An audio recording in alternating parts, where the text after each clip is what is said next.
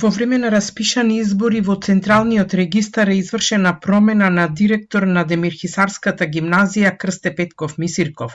Наместо досегашната Маја Лозановска запишана е Јасмина Дамчевска, со што според адвокатот Жарко Стевановски грубо е прекршен изборниот законник.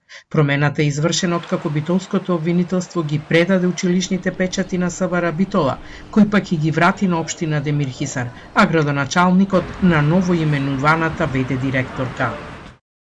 Во текот на вчерашниот ден од страна на новоименуваната вршителна должност е поднесена пријава во Централниот регистар за промена на раководното лице директор во училиштето.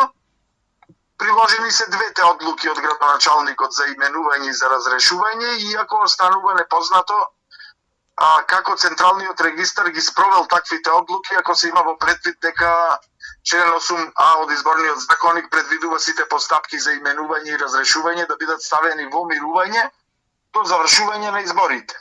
Од јавното обвинителство информираат дека надлежниот обвинител дал насоки до битолската полиција печатите да бидат вратени на општината како основач на училиштето за да се обезбеди негово непречено функционирање. До општина Демирхисар е доставено известување со насоки дека треба да обезбеди правилно чување и користење на печатите, но и да ја разгледа можноста за нивно поништување доколку постојат законски основи.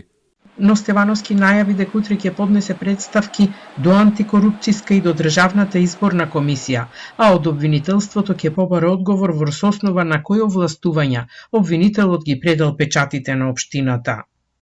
Законот за кривична постапка тоа не го предвидува како овластување на јавниот обвинител во оваа фаза од постапка. Таква одлука може да донесе единствено Основниот суд во Битола, каде што постапува судија на претходна постапка, кој впрочем ја издаде и наредбата за претрес.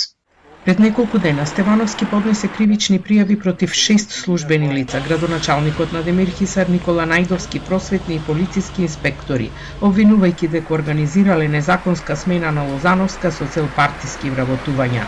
Но овие обвинувања за спрега засега нема одговор од Најдовски, додека од просветниот инспекторат велат дека при вонредниот надзор во училиштето биле констатирани неправилности по кои не постапиле ниту директорката, ниту училишниот одбор. Поради тоа, до градоначалникот било доставено решение со предлог мерки за разрешување на Лозановска.